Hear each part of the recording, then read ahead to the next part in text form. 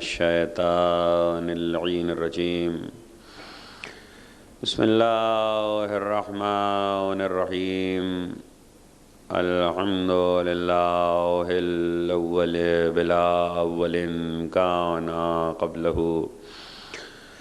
والآخر بلا آخر یکون بعدہ الذی قصرت عن رؤیتہ ابصار الناظرین وعجزت عن نعته اوہام الواصفین الذی ابتدع بقدرته الخلق ابتداء واقترأهم على مشیته اقتراء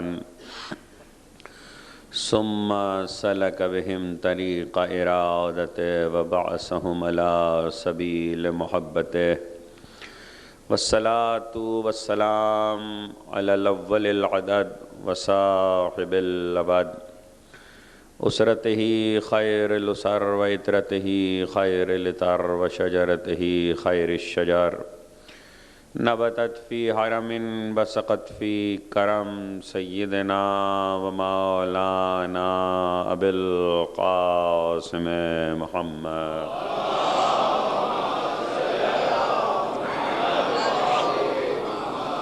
وأهل بيته الطيبين الطاهرين المعصومين المظلومين الذين أذهب الله عنهم الرجس وطهرهم تطهيرا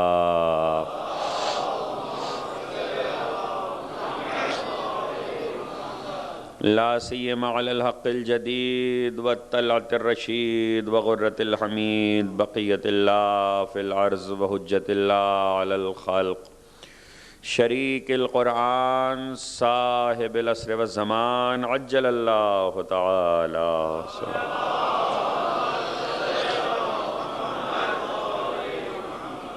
ولعنة الدائمة الباقية على أعدائهم ومنكر فوائلهم وغاصب حقوقهم أجمعين من يوم ظلمهم إلى يوم الدين أما بعد فقد قال الله سبحانه وتعالى في محكم كتابه الحكيم هو الذي بعث في الأميين رسولا منهم يتلو عليهم آياته ويزكيهم وَيُعَلِّمُهُمُ الْكِتَابَ وَالْحِكْمَةَ وَإِنْ كَانُوا مِنْ قَبْلُ لَفِي ضَلَالٍ مُبِينٍ صلوات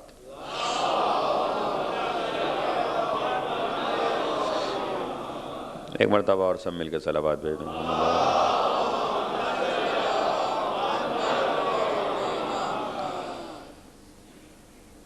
سلسلہ مجالس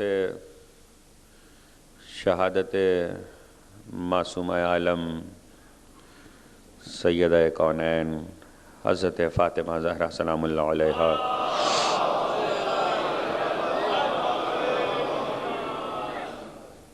کی تیسری تقریر آپ حضرات امام بارگاہ حسینیہ زہرا میں سماعت فرما رہے ہیں۔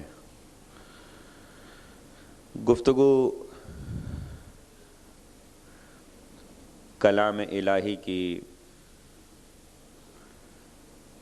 اس آیت کی روشنی میں ہے کہ رسول نے اپنی حیات میں 63 برس میں جتنے بھی کام کیے وہ سب کے سب کار رسالت ہیں، اس میں کچھ بھی رسالت سے باہر نہیں ہے۔ اس لیے خواہ وہ عمل میدان کا ہو یا حجرے کا، وہ کار رسالت ہے۔ سفر کا ہو یا حضر کا، وہ کار رسالت ہے۔ منبر کا ہو یا گھر کا، وہ کار رسالت ہے۔ بیٹی کے بارے میں کچھ کہیں تو کار رسالت ہے، بیوی سے کچھ ارشاد فرمائیں تو کار رسالت ہے، صحابہ سے کچھ بیان کریں تو کار رسالت ہے، قرآن کی تفسیر کریں تو کار رسالت ہے۔ کل تقریر اس منزل پر تھی کہ قرآن کبھی کبھی اپنے نبی کے بارے میں اس طرح بھی ثنا و صفت کرتا ہے یا کلان طعام کہ وہ کھانا کھاتے ہیں۔ عیسیٰ کا کھانا کھانا کار رسالت ہو، رسول کا کھانا پینا دنیاوی کام ہو۔ عیسیٰ کا کھانا رسالت کا امر شمار ہو اور قرآن میں اسے اہمیت حاصل ہو، اس کا الگ سے بیان کیا جائے۔ رسول جو کھائے اور پیے تو اس کے لیے یہ آسانی سے کہہ دیا جائے کہ رسول کے کام زندگی میں دو حصوں میں بٹے ہوئے ہیں، کچھ دنیا کے ہیں کچھ دین کے ہیں۔ اگر رسالت دنیا کی ہوتی ہے تو پھر رسول کے کچھ کام بھی دنیا کے ہیں، لیکن اگر رسالت میں دنیاوی کوئی پہلو نہیں ہوتا تو پھر رسول کا کوئی کام دنیا کا نہیں ہے۔ سارے کام دین کے ہیں، یہ الگ بات ہے کہ فائدہ دنیاوی زندگی میں ملتا ہے، کام سب دین کے ہیں۔ اسی لیے پیغمبر جو لوگ جانتے ہیں، جو نہیں جانتے، تاریخ جن کے پیش نظر ہے ان کے علم میں ہوگا کہ پیغمبر سارے حجروں میں پانی نہیں پیتے ہیں، صرف ایک حجرہ ماریہ قبطیہ کا ہے جسے مشربہ ام ابراہیم کہتے ہیں۔ پیغمبر پانی وہیں پیتے ہیں، جب بھی پانی پینا ہوتا ہے وہیں جاتے ہیں، یا زہرا کے گھر میں پیتے ہیں یا ام ابراہیم کے گھر میں پیتے ہیں۔ تو اگر وہاں عیسیٰ کے لیے کھانا کار رسالت ہے تو یہاں پینا بھی کار رسالت ہے اور باقی جگہوں پہ نہ پینا بھی کار رسالت ہے۔ یہاں پینے میں بھی حکمت ہے اور وہاں نہ پینے میں بھی حکمت ہے۔ تو تاریخ پیغمبر سے سوال تو کرے کہ پیغمبر اگر سمجھنے کی کوشش کی جائے کہ نبی اگر کوئی عمل کر رہا ہے تو اس عمل کا مقصد کیا ہے۔ یہ صرف محبتیں نہیں ہیں کہ بیٹی کی محبت ہے، بھائی کی محبت ہے، نواسوں کی محبت ہے، کبھی بھائی کو کندھے پہ بلند کر لیا، کبھی نواسوں کے لیے ناقہ بن گئے، کبھی بیٹی کے در پہ آ کے سلام کر رہے ہیں۔ یہ سب کار رسالت ہے۔ اس لیے کار رسالت ہے کہ رسول کی ہر سانس ایک ایک لمحہ 63 برس کا رسالت سے باہر نہیں ہے۔ اور جو لوگ قرآن پر گہری نگاہ نہیں رکھتے یا قرآن کو سرسری پڑھ کے گزر جاتے ہیں، وہ یقیناً اس طرح کے نتائج اخذ کرتے ہیں کہ پیغمبر کی زندگی دین و دنیا کے حصوں میں بٹی ہوئی ہوتی ہے۔ کل ہم اسی مرحلے پر تھے کہ اگر پیغمبر کی حیات یا جو کچھ زہرا کے بارے میں نبی نے فرمایا ہے اسے سمجھنا ہے تو قرآن کے بعض آیات کا اس امر میں بغور مطالعہ کرنا پڑے گا اور یہ سوچنا پڑے گا کہ قرآن نے بعض معاملات کو اتنی تفصیل کے ساتھ کیوں بیان کیا۔ یعنی قرآن جب اتر رہا ہے تو ہدایت کے لیے اتر رہا ہے، کافی ہے کہ قوانین کو اتار دیا جائے، لیکن ماضی کے واقعات کو، انبیاء کے گھر کی باتوں کو، ان کے گھر کے مسائل کو اتنی تفصیل کے ساتھ قرآن کا بیان کرنا، اور خاص طور پر خواتین کے معاملے میں ایک سورہ ایسا ہے کہ جس سورے کے لیے معصوم کا یہ ارشاد ہے کہ اگر تم چاہتے ہو کہ تمہاری بیٹیوں کی سیرت اچھی ہو تو انہیں سورہ مریم پڑھایا کرو۔ یہ پیغمبر کے فرزندوں کا ارشاد ہے کہ اگر تم چاہتے ہو کہ تمہاری بیٹیوں کی تعلیم اچھی ہو تو انہیں سورہ مریم پڑھایا کرو۔ یعنی اس کے معنی سورہ مریم میں کچھ ہے جو خواتین کی تعلیم کے لیے بہت اہم ہے، اور غور کریں اس پر پڑھنے والے کہ سورہ مریم جب نازل ہو رہا ہے، آ رہا ہے، کاف بسم اللہ الرحمن الرحیم، کاف ہا یا عین صاد، ان مختصر سے حروف سے سورہ شروع ہو رہا ہے۔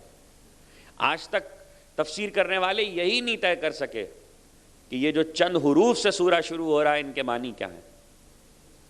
ہاں اتنا ضرور ہے کہ سب نے لکھا کہ یہ ماضی میں ایک نبی پر نازل ہونے والا صحیفہ ہے، یعنی 5 حروف میں بھی کوئی کتاب کسی نبی پہ اتری ہے. کتاب، کل کتاب 5 حروف ہے، کاف ہا یا عین صاد، کل 5 حروف پوری کتاب ہیں. تو اگر خدا کتاب 5 حروف کو کتاب بنا سکتا ہے تو پھر ایک نقطہ بھی کتاب ہو سکتا ہے.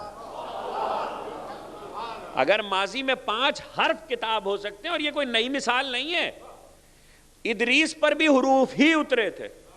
جو لوگ یہاں شاعری سے شغف رکھنے والے تشریف فرمائیں، جو شاعری جانتے ہیں کہ جب کوئی مر جاتا ہے یا کوئی بڑا واقعہ ہو جاتا ہے تو شعر میں تاریخ نکالی جاتی ہے، اور جو علم عادات سے واقف ہیں انہیں معلوم ہے کہ عدد جوڑے جاتے ہیں، الف کے اتنے اور بے کے اتنے اور تے کے اتنے اور سے کے اتنے، تو اس کو ابجد کہتے ہیں. ابجد، حوز، ہتی، کلمن، صافز، قرشد، سقز، زغزغ. یہ جو حروف ابجد ہیں یہ الفابیٹس نہیں ہیں عربی فارسی کے، یہ صحیفہ ہے جو ادریس پہ اترا تھا. یعنی حرفوں میں بات کی گئی تھی. اللہ نے پہلے نبیوں پر حروف اتارے تھے، نبیوں کے سمجھ میں آ گئے، امتوں کے سمجھ میں نہیں آئے. نبی سمجھ رہا تھا تو بعد میں اللہ نے کتاب اتاری کہ تم حرف نہیں سمجھتے، وہ اور ہیں جو حرفوں کی زبان سمجھتے ہیں، وہ اور ہیں جو حرفوں میں پیغام سمجھ لیتے ہیں، تمہارے لیے کتاب کی ضرورت ہے، تو ہم کتاب اتارے دیتے ہیں. تو پھر ساتھ ہی حرف نہیں خالی بیان کیے، بلکہ سورہ مریم شروع ہوتا ہے ان حروف سے. اگر کبھی حروف مقطعات موضوع ہوئے تو اس پر گفتگو کریں گے تفصیل کے ساتھ بتوفیق الہی و تائید محمد و آل محمد. لیکن آج کی حد تک شروع ہوا سورہ ان حروف سے، اور اس کے بعد براہ راست زکریہ کا ذکر شروع ہو جاتا ہے. اور تذکرہ یہاں سے شروع ہوتا ہے کہ بہت آہستہ آہستہ خفیف آواز میں چپکے زکریا نے اپنے پروردگار کو پکارا اور کہا کہ پالنے والے بوڑھا ہو رہا ہوں، عمر جا رہی ہے اور اب پیرانہ سالی کا زمانہ ہے، اولاد نہیں ہے. اور ہم نے اس کی آہستہ آہستہ اس خاموشی، وہ بہت خفیف آواز جو وہ اپنے دل میں کر رہا تھا، ہم نے اسے بھی سن لیا، اور ہم نے اس کے جواب میں اس کو آواز دی. یا زکریا انا نبشرک بغلام اسمہ یحییٰ لم نجعل لہ من قبل سمیہ. اب دیکھیے قرآن چھوٹی چھوٹی باتوں میں کیسے اصول بناتا ہے، اس کو محفوظ کرتے جائیے گا.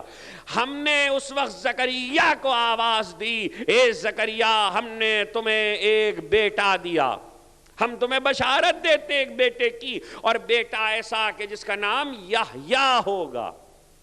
بات کافی تھی کہ ہم نے بیٹا دیا اور اس کا نام یحییٰ ہوگا، نہیں ایک جملہ رکھ دیا، لم نجعل لہ من قبل سمیہ، اس سے پہلے کسی کا نام یحییٰ ہم نے رکھا ہی نہیں.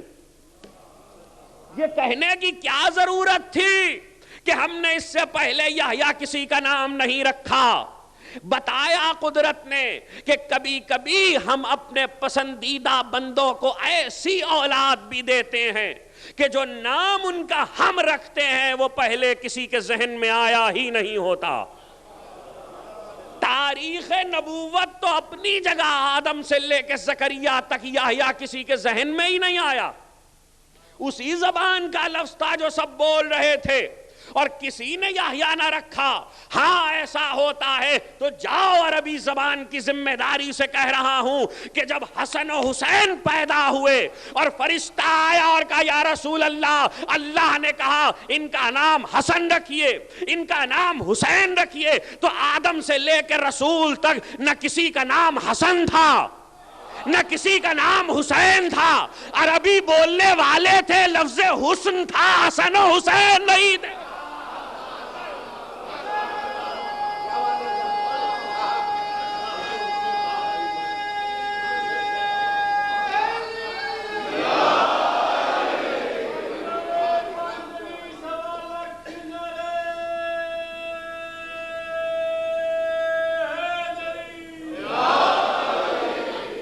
ذرا سا آپ حضرات زحمت فرمائیں، دروازے سے آنے والوں کو ذرا زحمت، آپ تھوڑا سا آگے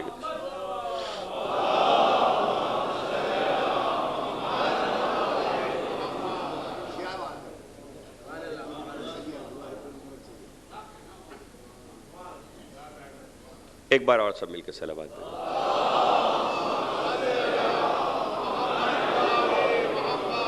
اسے اٹھا لے، اس کو اٹھا لے، صلوات بھیجیں محمد والے۔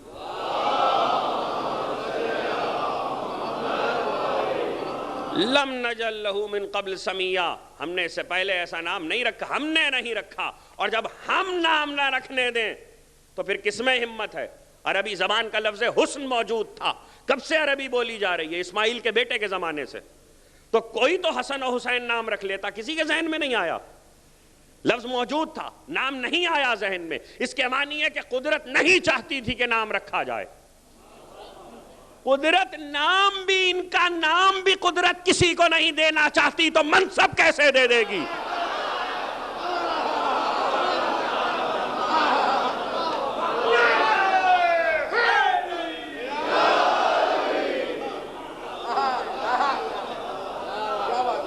پروردگار ان کا نام بھی نہیں دینا چاہتا۔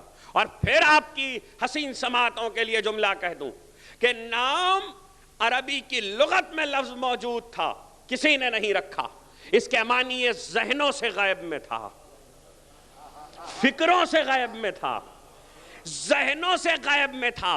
جو خدا ہزاروں برس ناموں کو غیب میں رکھ سکتا ہے وہ صاحب نام کو بھی غیب میں رکھ۔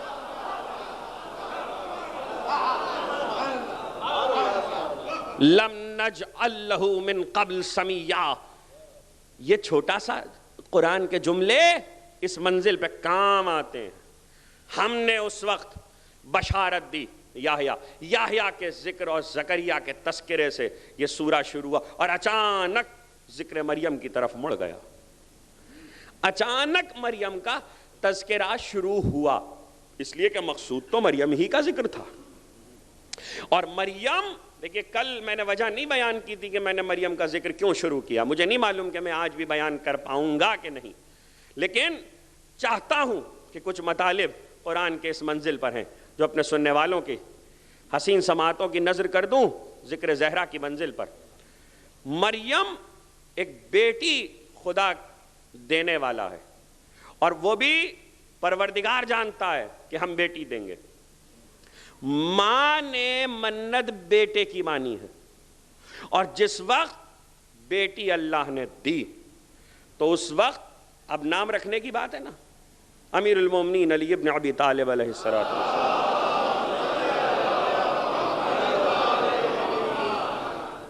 مولا کا قول ہے، خود ختمی مرتبت کا بھی ارشاد ہے، آپ نے فرمایا کہ باپ پر اولاد کا حق والدین پر پہلا حق یہ ہے کہ اپنی اولاد کو اچھا نام دے، یہ پہلا حق ہے۔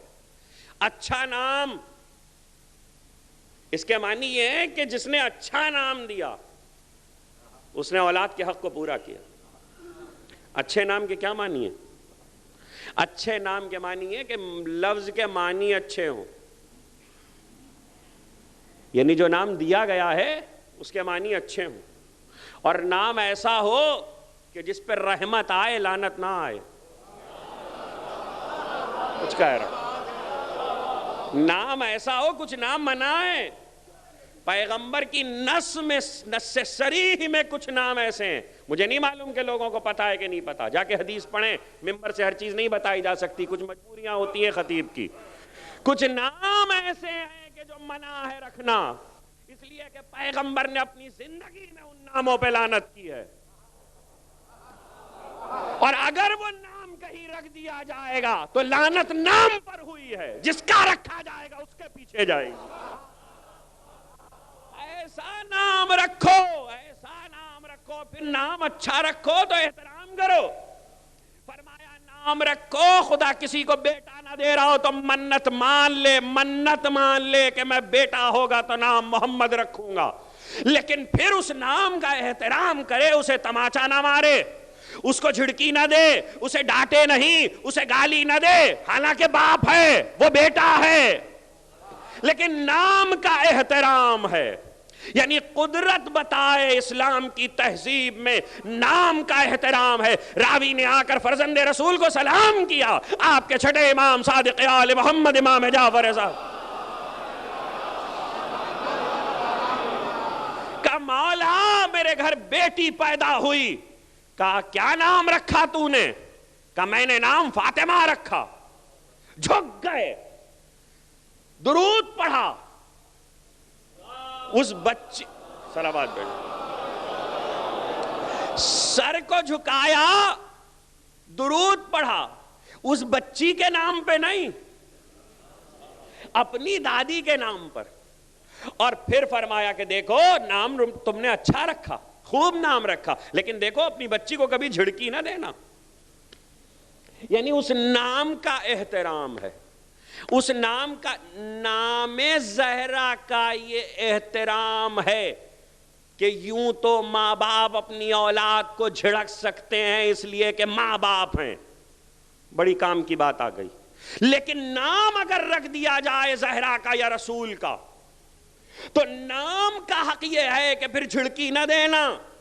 یعنی اب باپ سے ڈانٹنے کی کا حق خدا نے لے لیا کہ اب تم نہیں جھڑک سکتے, اس نام کا احترام کرنا پڑے گا.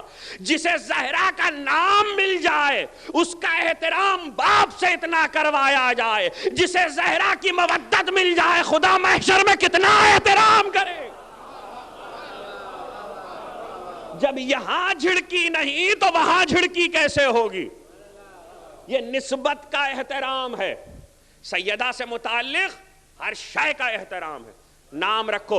اب یہ نام کے موضوع کو قرآن نے اپنے دامن میں رکھا, اور جگہ جگہ پر کچھ ایسے موقع ہیں عیسیٰ کے مرحلے پر, یحییٰ کے ولادت کے تذکرے میں, اور پھر جب حنا کے ہاں بیٹی پیدا ہوئی, منت بیٹے کی مانی, اور بیٹی انی سمیتھا مریم. قرآن حنا نے کہا انی سمیتھا مریم, میں نے اس کا نام مریم رکھا. کل عرض کر چکا کہ مریم کے معنی عبادت گزار کے ہیں, مریم کے معنی عابدہ کے ہیں. اس زبان میں بہت عمدہ لفظ ہے, بہت پاکیزہ لفظ ہے. انی سمیتھا مریم انی اعیذھا بکا وذریتھا من الشیطان الرجیم. یہ مریم کی ماں کہہ رہی ہیں, قرآن نقل کر رہا. انی اعیذھا بکا وذریتھا من الشیطان الرجیم فتقبلھا ربھا بقبول حسن. اللہ اکبر. میں پناہ میں دیتی ہوں پروردگار تیری اس بچی کو اور اس کی ذریت کو شیطان سے. یہ کہنے کی کیا ضرورت تھی؟ اور اگر ماں نے کہہ ہی دیا تھا بیٹی کی محبت میں تو تجھے بیان کرنے کی کیا ضرورت تھی؟ اس لیے کہ اگر مریم کو معصومہ بنا کے تو بھیج رہا ہے تو وہ ہے ہی شیطان سے پناہ میں, تیری پناہ میں, شیطان سے محفوظ ہے. یہ بیان کرنے کی کیا ضرورت ہے؟ ہم بیان کرتے ہیں مستقبل کے لیے قانون, تاکہ آنے والے سمجھیں. فتقبلھا ربھا بقبول حسن. ہم نے اس کی اس نیت کو قبول کر لیا. یعنی ہم نے مریم کی ماں سے اس نے جو کچھ کہا حنا نے کہ میں نے پناہ میں دیا تیری سے شیطان رجیم سے, ہم نے قبول کر لیا. یعنی ہم نے پناہ میں لے لیا. اور جسے خدا پناہ میں لے لے شیطان کا اس پہ بس نہیں چلتا. اللہ نے قانون دیا, جہاں عصمت ہوتی ہے وہاں شیطان کا بس نہیں ہوتا. کچھ کہہ رہا ہوں, اب میرے جملے محفوظ کیجئے گا. جہاں عصمت آ جائے, عصمت پہ شیطان کے حربے نہیں چلا کرتے. اور صرف مریم نہیں, وَذُرِّيَّتَهَا, ذریت مریم بھی شیطان سے محفوظ ہے. ذریت کے معنی اولاد نہیں ہے میرے عزیزو, یہ واضح کر دوں. ذریت کے معنی نسل نہیں ہے. یہاں ذریت لفظ ذرہ سے ہے, اور ذرہ سے مراد یہ ہے کہ جس طینت پہ خلق ہوا ہے اس طینت کا ذرہ جس میں منتقل ہو وہ ذریت ہے. یہ لفظ بہت بولا جاتا ہے، یاد رکھیے گا، سادات آل رسول میں آتے ہیں، ذریت رسول میں نہیں آتے. یہ میری بات محفوظ کر لیجئے گا، لفظ کی احتیاط ہے. سادات قیامت تک آنے والے نسل رسول میں آتے ہیں، ذریت رسول میں نہیں آتے. اس لیے کہ مریم کی ذریت میں سب نہیں آئیں گے. یہ لفظ قرآن میں بہت سی جگہوں پر محفوظ ہے، بار بار اس لفظ کا تذکرہ کیا ہے، اور ظاہر ہے کہ ذکر اس لیے کیا گیا کہ ہنالک دعا زکریا ربہ رب ھب لی من لدنک ذریۃ طیبہ. خداوندا جب دسترخوان بچھا دیکھا مریم کے سامنے تو وہاں پر زکریا نے دعا کی، رب ھب لی من لدنک ذریۃ طیبہ، پروردگار مجھے اپنے پاس سے ذریت طیبہ عطا کر. یہاں بھی ذریت سے مراد اولاد نہیں ہے، اکیلے یحییٰ ہیں. وہاں ذریت سے مراد اکیلے عیسیٰ، یہاں ذریت سے مراد اکیلے یحییٰ، یعنی جس میں طینت عصمت کا ذرہ منتقل ہو رہا ہے وہ ذریت ہے، اور ذریت بھی شیطان سے محفوظ ہے. اب دیکھیے یہ ذریت کا مسئلہ بڑا اہم ہے. لقد ارسلنا نوحا و ابراہیم وجعلنا فی ذریتہما النبوۃ والکتاب. ہم نے نوح اور ابراہیم کو بھیجا اور ان کی ذریت میں نبوت اور کتاب رکھی. یعنی ہم نے رسول بنایا نوح کو اور ابراہیم کو. نبوت اور کتاب ذریت میں ہے، نسل میں بھی نہیں ہے، ذریت میں ہے. اچھا اور سنیے ذریت. وَإِذَا ابْتَلَىٰ إِبْرَاهِيمَ رَبُّهُ بِكَلِمَاتٍ فَأَتَمَّهُنَّ قَالَ إِنِّي جَاعِلُكَ لِلنَّاسِ إِمَامًا قَالَ وَمِن ذُرِّيَّتِي. میری ذریت میں نبوت ذریت میں، کتاب ذریت میں، امامت ذریت میں. وَمِنْ آبَائِهِمْ وَذُرِّيَّاتِهِمْ وَإِخْوَانِهِمْ وَاجْتَبَيْنَاهُمْ وَهَدَيْنَاهُمْ إِلَىٰ صِرَاطٍ مُسْتَقِيمٍ. اور ہم نے ان کے باپوں میں سے، ان کی ذریتوں میں سے، انبیاء کا ذکر ہو رہا ہے، ان کی ذریتوں میں سے اور ان کے بھائیوں میں سے وَاجْتَبَيْنَاهُمْ مجتبا کیا. یعنی اجتبائیت ذریت میں. قرآن نے اصول دیا، کتاب ذریت میں جائے گی، امت میں نہیں جائے گی. ہم نے ان کی ذریت کو کتاب عطا کی ہے، کتاب ذریت میں جاتی ہے، امت میں نہیں جاتی. نبوت ذریت میں جاتی ہے، امت میں نہیں جاتی. امامت ذریت میں جاتی ہے، امت میں نہیں جاتی. ہدایت اجتبائیت ذریت میں جاتی ہے، امت میں نہیں جاتی. اور ذریت وہ ہے جس میں ذرہ طینت منتقل ہو. اب طینت اگر عصمت کی ہے تو عصمت منتقل ہو، طینت نبوت کی ہے تو نبوت منتقل ہو، طینت خاک کی ہے تو خاکی اوصاف منتقل ہو. یعنی طینت ترابی ہے تو ترابیت منتقل ہوگی، ابو ترابی ہے تو ابو ترابیت منتقل ہوگی. بہت آسان کر دیا میں نے قرآن کے لفظوں کو. یہاں کیا کہا؟ انی اعیذھا بکا وذریتھا، میں نے اس کی ذریت کو بھی شیطان سے پناہ میں دیا. اب شیطان کا بس نہ تو اس پر چلے گا اس لیے کہ یہ معصومہ ہے، نہ ذریت پہ چلے گا. پتہ کیسے چلے کہ شیطان کا بس کیا ہوتا ہے؟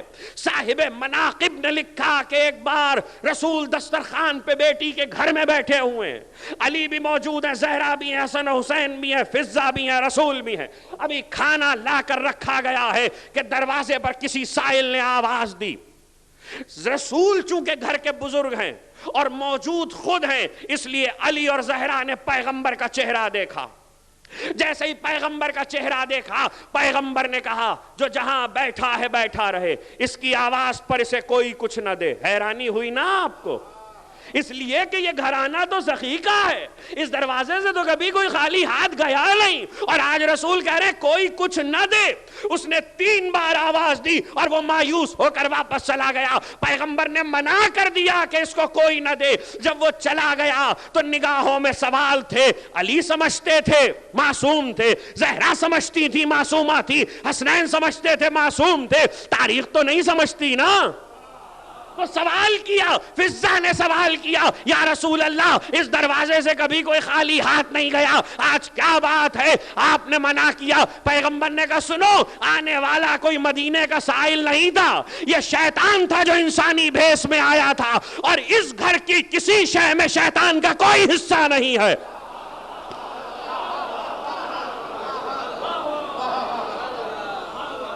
اس گھر کی، فاطمہ کے گھر کی کسی شے میں ابلیس کا کوئی حصہ نہیں ہے۔ معلوم یہ ہوا جہاں ابلیسیت آ جائے وہاں زہرا کے گھر سے کچھ نہیں ملے گا۔ ہے سخاوت سب کے لیے ہے، لیکن ابلیس کا اس گھر میں کوئی حصہ نہیں۔ اور پھر یاد رکھیے گا کہ قرآن مجید کی آیت اس پر سند کے طور پر موجود ہے، من لم یجعل اللہ لہ نورا فما لہ من نور۔ اللہ نے جس کے لیے نور بنایا ہی نہیں، اس کو نور میں سے کچھ نہیں مل سکتا۔ اور اس گھرانے کی ہر چیز نور ہے۔ آج مریم کی ماں نے دعا کر کے قرآن میں اصول رکھا کہ اب قیامت تک پہچاننا، اکیلے عیسیٰ ذریت، توجہ مریم کی، اکیلے یحییٰ ذریت زکریہ کی، تو کہہ رہا ہے قرآن، طے کر چکا کہ اس نسل عصمت میں اکیلا فرد بھی ذریت ہوتا ہے، یہاں نسل ذریت نہیں ہوتی۔ تو کہلے نہیں دیجئے مجھے کہ اگر زکریا کی ذریت اکیلے یحییٰ ہو سکتے ہیں، اگر مریم کی ذریت اکیلے عیسیٰ ہو سکتے ہیں، تو پھر جب تک ذریت موجود ہے تب تک اس کا تذکرہ رہے گا جس کی ذریت ہے۔ تو پھر مہدی اکیلا ذریت زہرا ہے، مہدی اکیلے تنہا ذریت زہرا، ہر عہد میں اس ذریت کا ایک موجود ہے۔ اور بات یہاں رکی نہیں، اگلا جملہ جو آنے والا ہے وہ پھر عصمت کی تعریف بیان کر رہا ہے، وَأَنبَتَهَا نَبَاتًا حَسَنًا۔ اللہ نے صرف قبول ہی نہیں کیا، مریم کو وہ باڑ بخشی کہ جو باڑ بہت اچھی باڑ تھی۔ باڑ کیا معنی؟ یعنی لکھا مفسرین نے کہ مریم عام بچوں سے زیادہ بڑھتی تھیں۔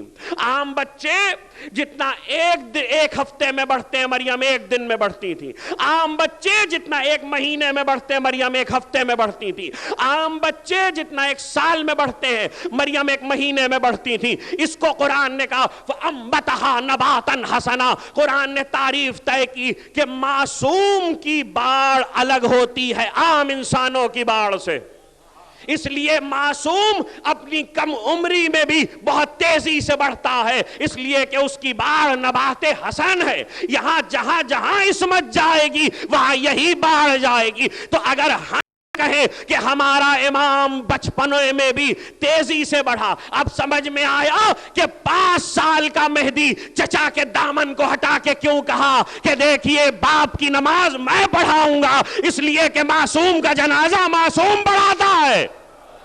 یہ آج جو آئے، ایک مثال میں نے سنا دی، یہ آج جو آئے ہیں اس 5 برس کی عمر میں 8 سال کی عمر میں محمد تقی دربار میں ہیں، اور اس منزل پر لوگوں نے کہا کہیں بچہ بھی علم رکھتا ہے تو محمد تقی نے اسی سورہ مریم کی آیت کی تلاوت کی، وَآتَيْنَاهُ الْحُكْمَ صَبِيًّا۔ ہم نے تو اس سے پہلے یحییٰ کو بھی بچپنے میں حکمت دی تھی، یحییٰ کو بھی بچپنے میں حکمت دی تھی، اس لیے کہ معصوم کی باڑ عام بچوں سے مختلف ہوتی ہے، معصوم کی ولادت عام بچوں سے مختلف، معصوم کی باڑ عام بچوں سے مختلف۔ تو ہمارے جیسا نہیں ہوا نا بھائی، جیسے ہم ہیں ویسا معصوم نہیں ہوا۔ جس رسول کے بیٹے تمہارے جیسے نہ ہو سکے وہ رسول تم جیسا کیسے ہو جائے؟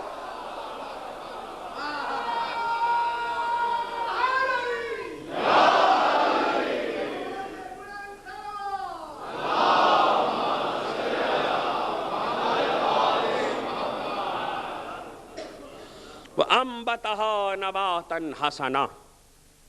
یہ وہ منزل ہے کہ جہاں قرآن نے چھوٹے چھوٹے لفظوں میں واضح کر دیا کہ یاد رکھنا معصوم اس طرح بڑھتا ہے، اور اسی لیے بچپنے کا مرحلہ بہت تیزی سے طے ہوتا ہے۔ حیرانی نہ ہو کہ گہوارے میں کل اجدر چیر دیا،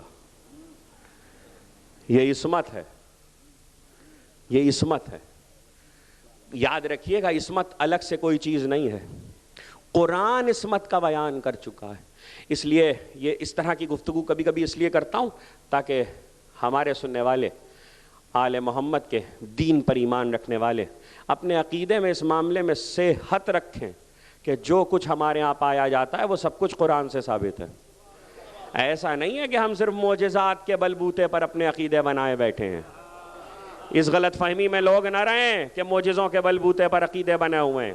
نہیں نہیں, بلکہ جو کچھ بھی ہے وہ قرآن میں موجود ہے. اور پھر جو باڑ مریم کی ہوئی تو ظاہر ہے کہ وہ وقت تھا کہ عقد مریم کا نہیں ہوا, اور قرآن نے آواز دی فتمثل الیہا روحنا وارسلنا الیہا روحنا فتمثل لہا بشرا سویا, اور ہم نے مریم کی طرف روح بھیجا جو پیکر بشری میں مریم کے پاس آیا. جا کے تفسیریں دیکھ لیجئے گا, مفسرین نے لکھا وہ وقت کون سا تھا, وہ حالت کون سی تھی جب مریم کے پاس آیا اور مریم گھبرا گئی اور مریم نے کہا کہ میں پناہ مانگتی ہوں اپنے پروردگار کی تجھ سے, لیکن وہ جو آیا ہے وہ خدا کی روح ہے. قرآن نے لفظ رکھ کے بتایا, مفسرین نے کہا وہ جبریل, توجہ, وہ جبریل ہے. مجھے نہیں پتا کہ وہ جبریل ہے, اس لیے کہ سورہ مبارکہ قدر بتا چکا ہے کہ فرشتہ اور ہوتا ہے, روح اور ہوتا ہے. سورہ انا انزلنا میں آواز دی تھی کہ روح اور ہے, فرشتہ اور ہے. جبریل فرشتہ ہے اس لیے روح نہیں ہو سکتا. جو مریم کے پاس آیا ہے وہ روح ہے. اور قرآن کہتا ہے کہ وہ اپنی اصلی شکل میں نہیں آیا بلکہ پیکر بشری میں آیا. یعنی اللہ کے پاس یہ قدرت ہے کہ اس نے کچھ چیزیں ایسی خلق کی ہوئی ہیں جن کا تعلق اس دنیا سے نہیں ہے. اس دنیا میں پیکر بشری رکھا ہے, اس دنیا کے پیکر خاکی ہیں, سارے پیکر الگ ہیں. وہاں جو کچھ خلق ہوا ہے اس میں کچھ نور ہے, کچھ روح ہے, کچھ ہے, کوئی ملک ہے. اور سب جب دنیا میں آتے ہیں تو جبریل بھی پیکر بشری میں آتا ہے, روح بھی پیکر بشری میں آتا ہے. تو بھائی, اور روح ہوتا کیا؟ روح ہوا ہے. دیکھیے جیسے نور روشنی ہے اسی طرح روح ہوا ہے. اگر روح بشری پیکر میں دنیا میں آ سکتا ہے تو نور بھی آ سکتا ہے نا. نور کے پیکر بشر میں آنے میں کیا خامی ہے کہ لوگوں کو یقین نہیں آ رہا کہ نور پیکر بشر میں ڈھل کر آ جائے. بھائی اگر نور میں صلاحیت نہیں ہے تو خدا میں تو صلاحیت ہے, اللہ میں تو قدرت ہے کہ وہ نور کو پیکر بشر میں ڈھال کے بھیج دے. مریم کے پاس آیا اور پھر وہ وقت تھا مریم پر کہ جب مریم بیت المقدس سے نکلی, آگے بڑھی, اور اب وہ مرحلہ تھا کہ زمین مریم کے قدموں کے نیچے لپٹی. یہ طی الارض تھا. اور یہاں قرآن نے پھر بتا دیا کہ معصوم کے قدموں کے نیچے زمین لپٹ جایا کرتی ہے. معصوم ایک مقام سے دوسرے مقام کا تیز سفر کرتا ہے. یعنی سارے عصمت کے مرحلے قرآن نے سورہ مریم میں بیان کیے ہیں, اس لیے کہ معصومہ کا ذکر ہے. یہ ایسے ہی تذکرہ نہیں کر رہا ہوں, کسی وجہ سے ذکر کر رہا ہوں. آگے بڑھتی ہیں مریم. حکم ہوا تھا کہ دیکھو جہاں کھجور کا درخت ہے وہاں جاؤ. کھجور کا درخت تو سوکھا ہوا تھا, جس درخت کے لیے کہا گیا تھا وہ درخت سوکھا ہوا تھا. مریم بہت پریشان تھی, اور اس وقت قرآن کہتا مریم کہتی تھی کاش میں پیدا ہی نہ ہوئی ہوتی یا میں نسیم منسیہ ہو گئی ہوتی. ایسے میں فناداہا من تحتہا, عیسیٰ نے شکم سے آواز دی, اماں ذرا قدموں کے نیچے تو دیکھیے نہر بہ رہی ہے. عیسیٰ, معصوم عیسیٰ شکم مادر سے ماں کو پکار کے کہہ رہے قدموں کے نیچے دیکھیے نہر بہ رہی ہے, اور اگر بھوک ہے تو اس کھجور کے درخت کی سوکھی شاخوں کو ہلائیے. عیسیٰ نے کہا, مریم نے آواز بیٹے کی سنی, شاخوں کو ہلایا. جب شاخیں ہلائیں تو اس میں سے تازہ کھجور گری. سوکھی ہوئی, یہ قرآن ہے, سوکھی ہوئی کھجور کے درخت سے تازہ کھجوریں گری. شاخ ہری نہیں تھی مگر درخت ہرا ہو گیا, اور ایسا ہرا ہوا کہ آج تک کے لیے وہ مثال بن گیا. اور ایسے میں پکار کے کس نے کہا؟ عیسیٰ نے. ماں کے شکم سے آواز دی. وقت ایسا تھا کہ مریم مشکل محسوس کر رہی تھی. میں ایک نازک منزل پر آ گیا ہوں. وقت ایسا تھا کہ مریم مشکل محسوس کر رہی تھی, اور اس مشکل کو حل کیا عیسیٰ نے آواز دے کر. یعنی شکم سے آواز آئی. ہاں ایک ماں اور اس عالم میں اپنے گھر سے نکلی تھی, لیکن مجھے نہیں ملتا کہ علی کو آواز دے کے ماں کو دلاسا دینا پڑا ہو. کچھ کہہ رہا ہوں, مجھے تاریخ نہیں بتاتی کہ علی نے آواز دے کے اماں کو دلاسا دیا ہو، اماں گھبراؤ نہیں، ابھی دیوار شق ہوگی، گھبراہٹ کیسی؟ اگر ماں کو نہ پتا ہوتا کہ کعبے میں جانا ہے تو گھر سے نکل کے کیوں آتی؟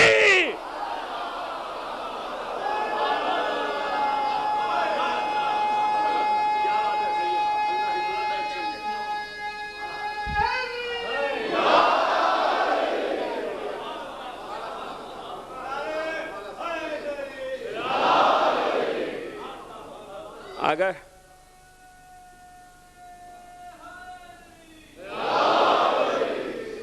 موضوع میں نہیں ہے مگر ایک جملے کی وجہ سے ایک جملہ سنانا پڑے گا. ایک جملہ ایسا ہے کہ جس کی وضاحت کرنا ہے تو یہ بتانا پڑے گا.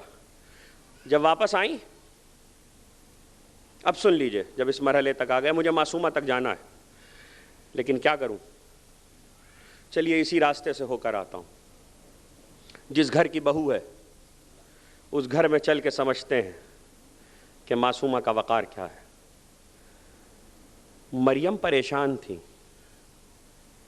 غذا کا انتظام، آواز آئی بیٹے کی، کھجور کی شاخیں ہلائیے، ملی غذا مگر خدا کے گھر میں نہیں ملی.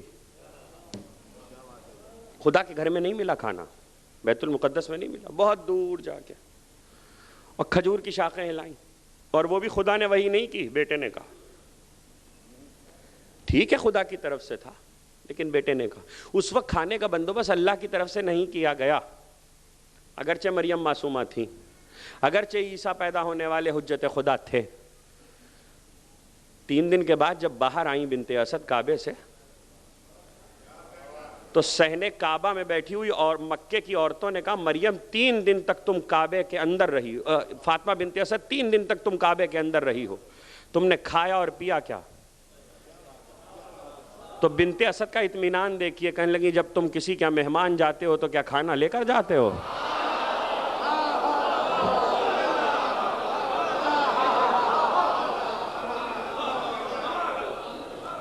جب تم کسی کے گھر مہمان جاتے ہو تو کیا کھانا لے کر جاتے ہو؟ اس کے معنی یہ ہیں کہ مریم معصومہ صحیح مگر ان کو کہیں اور بھیجا گیا، ان کو مہمان بنا کر بلایا گیا. یہ کون ہے؟ یہ علی کی ماں ہیں، یہ علی کی ماں ہیں. اور جب باہر آئیں تو یہ جملے ادا کر رہی تھی، کہہ رہی تھی کہ پروردگار نے مجھے عالمین کی عورتوں پر فضیلت دی.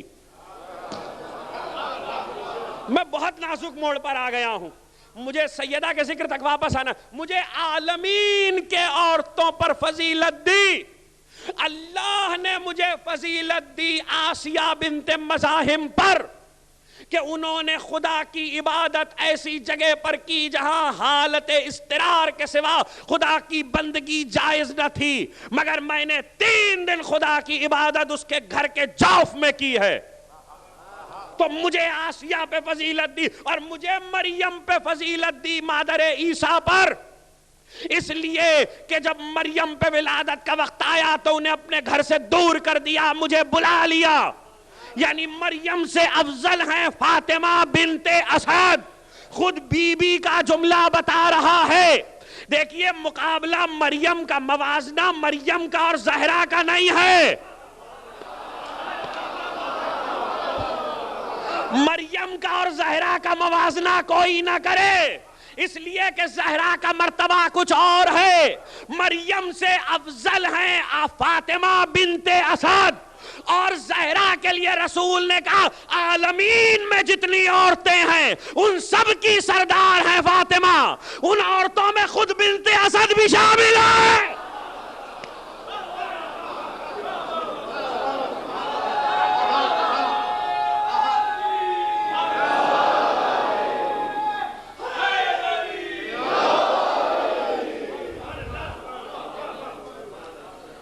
سیدۃ نساء العالمین.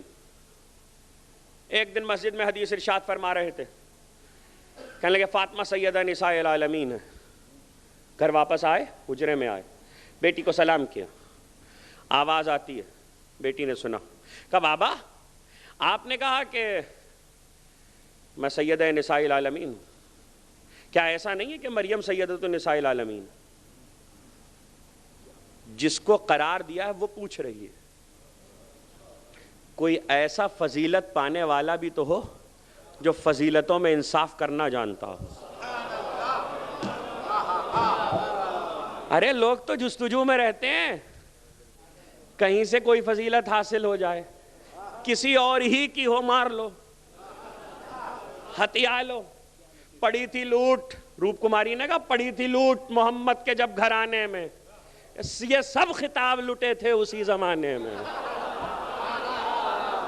یہ سب خطاب لٹے تھے اسی زمانے میں. لے گئے لوگ فضیلتیں بھی لوٹ لوٹ کے, پلٹ کے پوچھا بھی نہیں کس کے لیے آئی تھی. ارے زہرا کا عدل تو دیکھو کہ جب رسول نے کہا کہ میری بیٹی سیدۃ النساء العالمین ہے تو کہنے لگیں کہ بابا کیا مریم سیدۃ النساء العالمین نہیں تھی؟ کہا کہ ہاں زہرا مریم سیدۃ النساء العالمین تھیں, لیکن مریم اپنے عہد کی عورتوں کی سردار, تم ہر عہد کی عورتوں کی سردار ہو. یہ سیدہ کی وہ فضیلت ہے. بہت سی فضیلتیں رسول کی زبانی ایسی بیان ہوئی ہیں معصومہ کی کہ جسے شیعہ سنی سب نے روایت کیا. انہی میں سے یہ ہے, آپ زہرا کو مادر حسنین کہتے ہیں, آپ زہرا کو زوجہ حیدر کہتے ہیں, آپ زہرا کو رسول کی بیٹی کہتے ہیں, لیکن سارا عالم اسلام جس لقب سے سیدہ کو یاد کرتا ہے وہ ایک ہے, وہ بھی رسول کی زبان سے. اگرچہ وہ فارسی ترجمہ ہے لیکن وہ بھی رسول کی زبان سے. سارا عالم اسلام کسی بھی مسلک کا ہو زہرا کو خاتون جنت کہتا ہے. آج تک مجھے یہ سمجھ میں نہیں آیا کہ یہ خاتون جنت کے لقب سے عالم اسلام سیدہ کو کیوں یاد کرتا ہے. خاتون جنت, دیکھیے لفظ خاتون بہت سی جگہوں پر استعمال ہوتا ہے, یہ جس بھی عربی لفظ کا ترجمہ ہے, مگر یہ اردو اور فارسی میں بھی بہت سی جگہوں پر استعمال. خاتون خانہ, خاتون اول. خاتون اول جانتے ہیں نا آپ کس کو کہتے ہیں؟ مملکت کے سربراہ کی اہلیہ خاتون اول. اور اگر اہلیہ ٹھیک ہے ایک سربراہ آئے ان کی اہلیہ, پھر کوئی دوسرے سربراہ آ گئے وہ خاتون اول ہو گئی. یعنی خاتون اول بھی بدلتی رہتی ہیں. خاتون خانہ ہے, ایک کے یہاں ایک سے زیادہ بھی ہو سکتی ہے, کسی کے یہاں ایک سے زیادہ خاتون خانہ ہے. یعنی ہر خاتون کا عہدہ چھن سکتا ہے. خاتون جنت ایک ایسا عہدہ ہے جو کسی اور کو مل نہیں سکتا. اور کتنی عجیب بات ہے کہ یہ بات آج تک سمجھ میں نہیں آئی کہ خاتون جنت پکارنے کے معنی کیا ہیں. خاتون جنت کے معنی یہ ہیں کہ ملکہ خلد, مالکہ خلد. تو عالم اسلام خاتون جنت کے نام سے پکارتا ہے نا, پکارنا خود یہ بتا رہا ہے کہ جنت زہرا کی ہے. جو جنت فاطمہ کی ہے اس کے شہزادے, ان کے بیٹے جوانان جنت کے سردار ہیں. دیکھیے کتنی عجیب و غریب بات ہے. بات آ گئی تو دو جملے میرے سن لیجئے کہ جنت کے معاملے پہ جھگڑا سارا آج تک جنت کا ہے. کلمہ پڑھنے کے بعد جو پہلا جھگڑا شروع ہوتا ہے وہ جنت کا ہے. ہر ایک دعوے دار ہے ہم جائیں گے, ہم جائیں گے, ہم جائیں گے, اور اس کے ثبوت میں لوگ اپنا عقیدہ بھی پیش کرتے ہیں, عمل بھی پیش کرتے ہیں. جنت میں ہم جائیں گے, دلیل یہ ہے.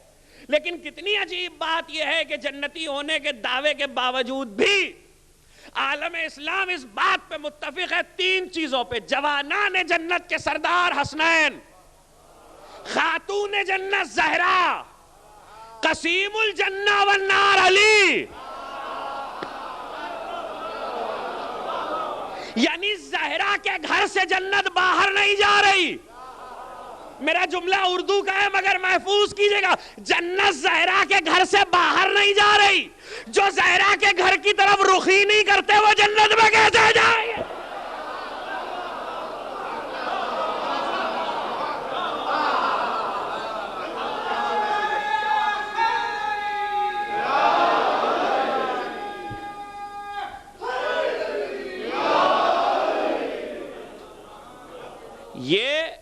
لقب جو سیدہ کو پیغمبر نے دیا یہ سیدۃ النساء العالمین سے ملحق لقب ہے، اس لیے کہ اسی طرح اس لقب سے بھی پکارا جاتا ہے، لیکن خاتون جنت کا لقب زیادہ ہے۔ اور ظاہر ہے کہ تمنا چونکہ ہر ایک کو ہے جنت میں جانے کی، تو یہ طے ہے پیغمبر کی حدیث کے مطابق بھی کہ حق شفاعت رسول کی بیٹی کے پاس ہے، حق شفاعت فاطمہ زہرا کے پاس ہے۔ اور کسی مرحلے سے انسان گزر جائے، یاد رکھیے گا جنت کے سلسلے میں آخری فیصلہ زہرا ہی کا ہوگا۔ یہ آخری فیصلہ میں نے کچھ سوچ سمجھ کے کہا ہے، معصومین کے بتائے ہوئے فرامین کی روشنی میں کہا ہے، یعنی جنت کے سلسلے میں ہر سفارش اپنی جگہ پر اہم ہے، لیکن آخری فیصلہ زہرا کا ہے۔ اگر زہرا ناراض ہیں تو جنت کا کوئی سوال نہیں ہے۔ اور اب تاریخ خود فیصلہ کرے، تقریر جن منزلوں پہ رک رہی ہے کل یہیں سے انشاءاللہ تقریر کا آغاز ہوگا، تاریخ خود فیصلہ کرے کہ زہرا کی ناراضگی کہاں کہاں ہے اور زہرا کی رضامندی کہاں کہاں ہے۔ بس میں اس منزل پر ایک جملہ کہہ دوں، بات موضوع میں ہے، کام آئے گی، کہ یہ تو طے ہے، شیعہ روایتیں بھی، عالم اسلام کی روایتیں بھی، صحاح ستہ کی روایتیں بھی، 7 جگہ پر زہرا کی ناراضگی کا ذکر صحیح بخاری میں موجود ہے، 7 جگہ پر۔ تو زہرا ناراض ہوئیں یہ طے ہے، راضی کیسے ہوں گی یہ بتا دو، مشکل سوال کر لیا میں نے۔ زہرا ناراض ہوئی یہ طے ہے، رضامندی کیسے ملے گی یہ بتا دو۔ رضامندی کی کوئی ایک صورت تو تاریخ میں موجود ہو، حدیث میں موجود ہو، اس لیے کہ آج ظاہر ہے کہ زہرا بظاہر دنیا کی نگاہوں کے سامنے نہیں ہے، تو اب زہرا کی رضامندی کیسے حاصل کی جائے؟ تو بھائی رضائے زہرا ڈھونڈو، اگر کسی عمل میں موجود ہو تلاش کرو نا کوئی ایسا عمل کہ جس میں رضائے زہرا چھپی ہوئی ہو۔ میں نے تو بہت تلاش کیا، مجھے تو نہیں ملا کوئی ایسا عمل کہ جس کے بارے میں سیدہ نے تمنا کی ہو، سوائے ایک عمل کے کہ بابا میرے بچے پہ روئے گا کون؟ تو رضائے زہرا میں بھی مسائل پہ نہیں آیا، رضائے زہرا حسین پر بہنے والے آنسو میں چھپی ہوئی ہے۔ تو اب یاد رکھنا، اگر زہرا کی ناراضگی کسی طرف گئی ہے اور اسے رضامندی فاطمہ حاصل کرنا ہے تو اس کے لیے مجلس حسین میں آنا پڑے گا۔ مجلس حسین میں آئے بغیر، حسین پر آنسو بہائے بغیر زہرا کی رضا نہیں مل سکتی۔ آپ کے 5ویں امام حضرت امام محمد باقر صلوات اللہ وسلم سے پوچھا آ کر کسی نے، بعض روایتیں ایسی ہوتی ہیں کہ ان کا بیان کوئی حرج نہیں ہوتا کہ لوگوں کے اذہان میں محفوظ ہو جائے تو سال بسال کیا جائے۔ آپ کے سال گزشتہ بھی میں نے اسے عرض کیا تھا، آپ کے 5ویں امام سے پوچھا کیسے شفاعت کریں گی آپ کی جدہ روز محشر، شفاعت کیسے کریں گی؟ کہ سنو، میری جدہ روز محشر اس طرح شفاعت کریں گی کہ جب دربار عدل الہی کا تمام کام انجام پا چکا ہوگا تو اس وقت زہرا عرش کے پائے کو تھام کر آواز دیں گی، پروردگار میرا حق شفاعت۔ آواز آئے گی، سیدہ اے میری کنیز خاص، تم جس کی شفاعت کرنا چاہتی ہو کرو، ہم قبول کریں گے۔ تو اس وقت امام کہتے ہیں زہرا ایک بلندی سے اہل محشر پہ نظر ڈالیں گی، اور جس طرح ایک پرندہ، ایک طائر اپنی غذا کے دانوں میں سے خراب دانوں کو الگ کر کے اچھے دانوں کو چن لیتا ہے، اس طرح فاطمہ اہل محشر میں سے اپنے بچوں کے عزاداروں کو، اپنی اولاد کے محبوں کو، مودت رکھنے والوں کو چن لیں گی، ان کو لے کر زہرا در جنت کی طرف بڑھیں گی۔ تو وہ در جنت پر رک جائیں گے۔ شیخ صدوق امالی میں نقل کرتے ہیں آپ کے 5ویں امام سے اس روایت کو، کار در جنت پہ وہ رک جائیں گے اور مڑ مڑ کر باب رحمت کی طرف دیکھیں گے، تو آواز قدرت آئے گی، اے میری کنیز خاص سے مودت رکھنے والو کیا چاہتے ہو؟ تو وہ پلٹ کر کہیں گے پروردگار ہم بھی چاہتے ہیں کہ شفاعت کریں، ہم بھی چاہتے ہیں کہ شفاعت کریں۔ تو آواز آئے گی ہم نے تمہیں یہ حق دیا کہ جس کی تم شفاعت کرنا چاہتے ہو کرو۔ تو اسی طرح سے وہ اہل محشر پہ پرواز کریں گے اور پرندوں کی طرح اب جس کی شفاعت کرنا چاہیں گے اسے چن لیں گے۔ ہو گئی گفتگو۔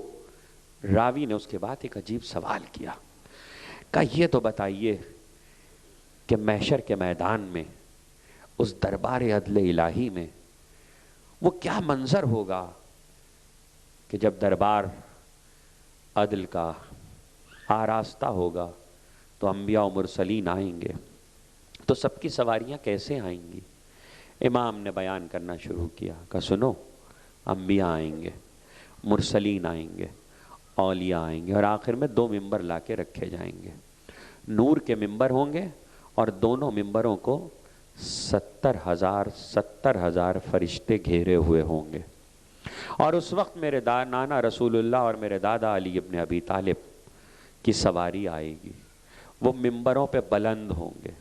جس وقت وہ ممبروں پہ بلند ہوں گے اس وقت جبریل جنت اور جہنم کی کنجیاں لا کر رسول کو پیش کریں گے، رسول وہ چابیاں علی کے حوالے کریں گے، اور اس کے تھوڑی دیر کے بعد آواز آئے گی یا اہل محشر غصوا ابصارکم، اے اہل محشر اپنی آنکھوں کو بند کر لو۔ فاطمہ بنت محمد کی سواری آ رہی ہے، فاطمہ بنت محمد کی سواری آ رہی ہے۔ ہاں اہل محشر اپنی آنکھوں کو بند کر لیں گے، اور اس وقت سیدہ کی سواری آ رہی ہوگی، جب ایک بار جبریل رسول کے قریب آئیں گے اور خلیل خدا ابراہیم کے قریب آئیں گے اور آ کر کہیں گے یا رسول اللہ آپ بھی آنکھیں بند کر لیجئے، اے اللہ کے خلیل آپ بھی آنکھیں بند کر لیجئے۔ تو ایک بار اللہ کے خلیل کہیں گے زہرا میری پوتی ہے، رسول کہیں گے زہرا میری بیٹی ہے، تو ایک بار جبریل کہیں گے مگر اس عالم میں آ رہی ہیں کہ آپ سے دیکھا نہ جائے گا۔ راوی نے امام سے پوچھا کس عالم میں آئیں گی زہرا؟ آنسو بہ رہے تھے آپ کے 5ویں امام کے۔ راوی نے پوچھا کس عالم میں آئیں گی فاطمہ زہرا؟ عزیزو ایک بار بے ساختہ امام چیخ مار کے رونے لگے، کہا سن سکے گا تو؟ میری دادی محشر میں اس عالم میں آئیں گی کہ چہرے پر حسین کا لہو ملا ہوگا۔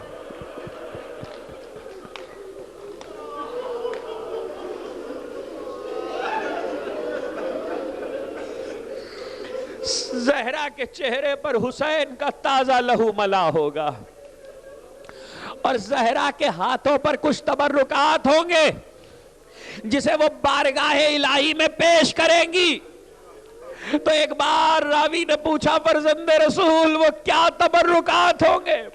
کہا وہ سامان شفاعت ہوگا۔ عزیزو 2-4 جملے ہیں، آج شب جمعہ ہے، آج یہ جملے محفوظ کر لیجئے۔ ایک بار کہا کہ کیا سامان شفاعت ہوگا؟ کہ زہرا عرش کے پائے کو تھام کے آواز دیں گی خداوندا ابھی میرے بیٹے پہ ظلم کا مقدمہ باقی ہے، پروردگار عدل کر میرے بیٹے پہ ظلم کرنے والوں پر سے، اور جنہوں نے میرے بیٹے پر آنسو بہائے ان کی شفاعت کے لیے یہ سامان تیری بارگاہ میں لائی ہوں۔ تو رسول آواز دیں گے زہرا کیا لائی ہو؟ تو ایک بار زہرا کہیں گی یا رسول اللہ یہ علی اکبر کا لاشا ہے، کلیجے میں برچھی ماری گئی تھی، یہ قاسم کی پامال لاش کے ٹکڑے ہیں۔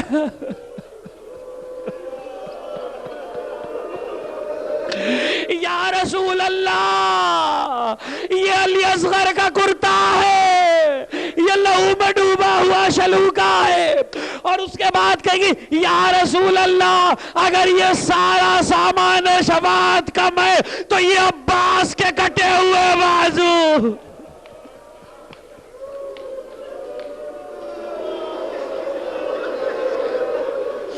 یہ عباس کے کٹے ہوئے بازو جو تیری بارگاہ میں فاطمہ لائی ہے۔ عزیزو شب جمعہ آج بڑا مجمع حسین کے روضے پر ہوتا ہے، کہتے ہیں کہ آج حسین کو پرسہ دیا جاتا ہے، اس تاریخ میں حسین کو ان کی ماں کا پرسہ دو۔ عزیزو عباس کے بازو زہرا لائی ہے، اس لیے کہ زہرا نے بیٹا کہا تھا عباس کو، لیکن بہت محبت کرتی، میرے دو جملے سن لو۔ کہتے ہیں کہ ام البنین بقی میں قبریں بناتی تھی اور کہتی تھی قبریں بنا کر ارے یہ میرے جعفر کی قبر، یہ عبداللہ کی قبر، یہ عمران کی قبر، یہ عباس کی، پھر نشان مٹا دیتی تھی اور کہتی تھی دیکھو میں تمہارا ماتم نہیں کروں گی اس لیے کہ تمہیں رونے والی ماں زندہ ہے، لیکن ہاں حسین کا ماتم عزیزو تو زہرا نے یہ صلہ دیا کہ اب قیامت تک جہاں حسین پر رونے کی آواز آئے گی زہرا کی صدا آئے گی ولدی العباس۔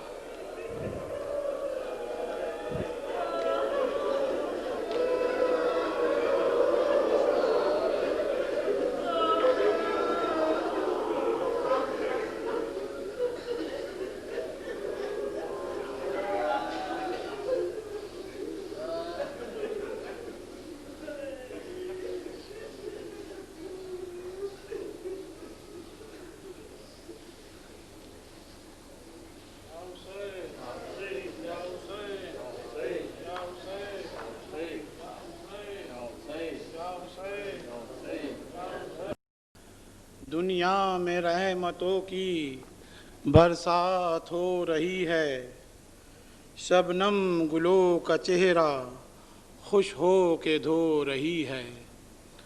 دنیا میں رحمتوں کی برسات ہو رہی ہے، شبنم گلوں کا چہرہ خوش ہو کے دھو رہی ہے۔ کوئل یہ گنگناتی پائی گئی چمن میں، کوئل یہ گنگناتی پائی گئی چمن میں، زین العبا کی محفل گھر گھر میں ہو رہی ہے، زین العبا کی محفل گھر گھر میں